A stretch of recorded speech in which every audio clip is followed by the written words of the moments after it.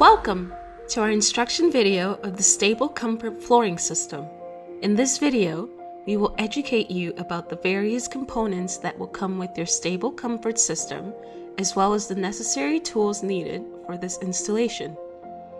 We have also created step-by-step instructions for you to follow. With this system, you will give optimum comfort to your horse that will benefit their health and will reduce the length of time needed to clean your stall. Let's get started.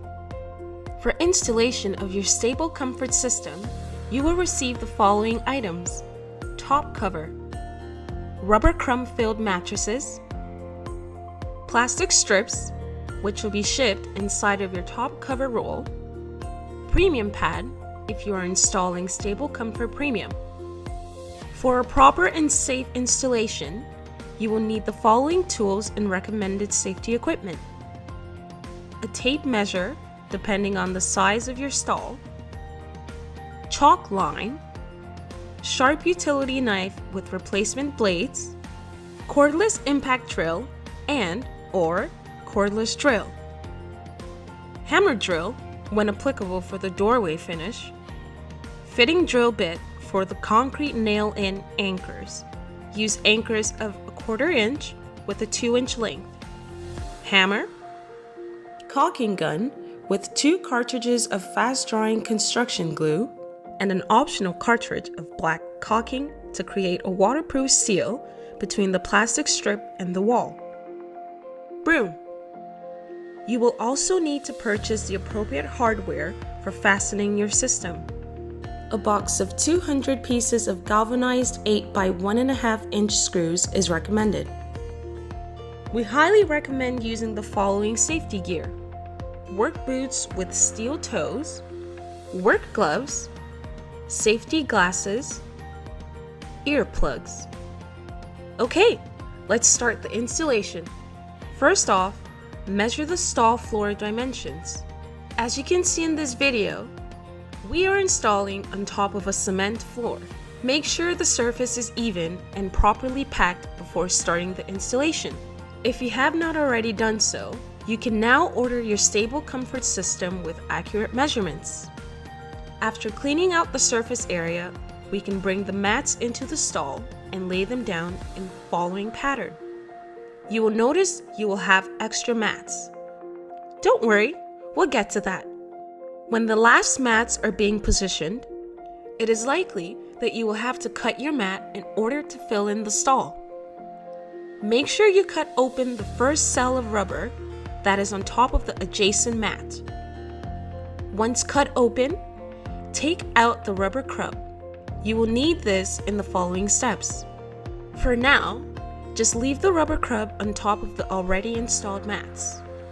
Depending on your stall setup, you may have some obstacles, such as posts, water systems, or beams from doorways.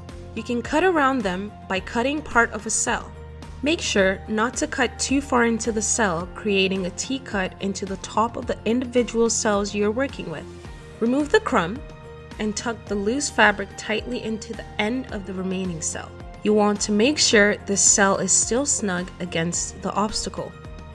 Now, you can bring in the extra mat, which will be cut open for the loose rubber, which will be spread over the mats that are already on the floor.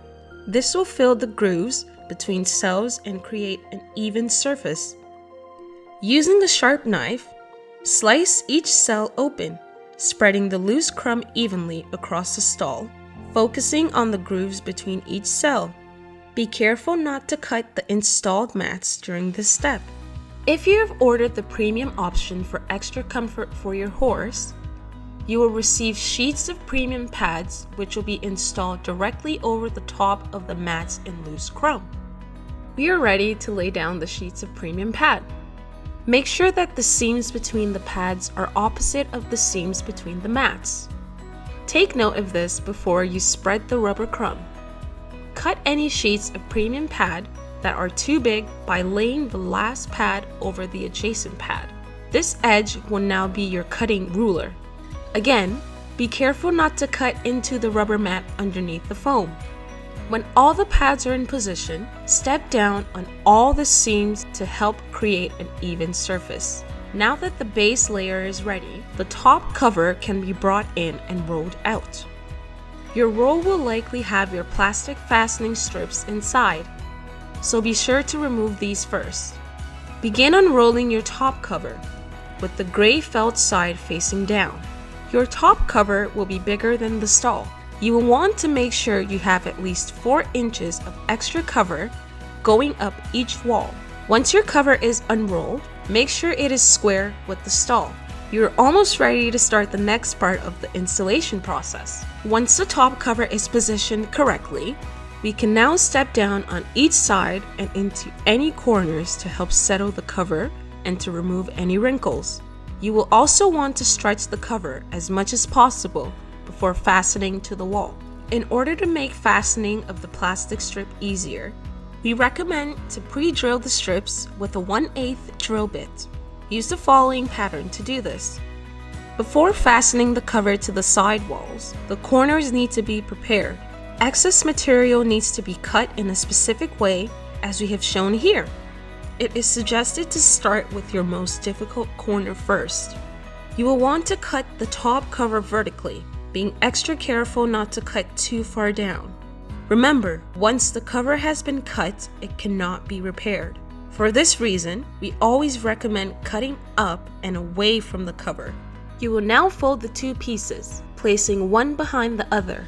This will create a snug, waterproof corner. You're now ready to fasten your plastic strip. Measure the wall you are fastening first. Cut your plastic strip to fit the length of the wall. In order to cut the plastic strip, use a utility knife to score the strip a few times at the desired length. By bending the strip backwards, it will break at the length you need. Position the strip tightly into the corner and push it down as far as possible by hand. Have the cordless impact drill ready with your hardware. Put in the first screw at the top hole closest to the corner. Now, while pushing down the strip, secure the top row of hardware, followed by securing the bottom row. This order will help pull the cover tight. The same procedure can be followed when going around obstacles such as posts. Again, make sure not to cut too low into the corners. There are many variations of how the doorway can be finished. In this video, the aisleway is cement and we have enough space to secure the cover and plastic strip under the sliding door. Another solution can be adding a piece of pressure-treated lumber on which the cover and strip can be fastened to. In this video, we use a hammer drill to secure the cover and strip into the cement. You can use hardware based on the type of threshold your stall has. If your stall has a step down, you will want to secure the cover into the footing or into a piece of lumber. This step is your final chance to make sure the cover has been pulled tightly, making sure there are no wrinkles prior to fastening at the doorway. At this point, the installation work is finished. The only thing left to do is to cut the cover above the plastic strip. A hooked or carpet blade in your utility knife will help make this job easier. As an option, black caulking can be used to seal the top of the plastic strip, creating a waterproof barrier. You can now add your preferred bedding. The high level of comfort within the system will help you minimize the amount of bedding, needing only enough to keep your horse clean and dry. We at StableComfort are confident that you and your horse will benefit from the purchase of the StableComfort for many years to come. Thank you for choosing StableComfort, the ultimate in stall flooring, to be part of your barn.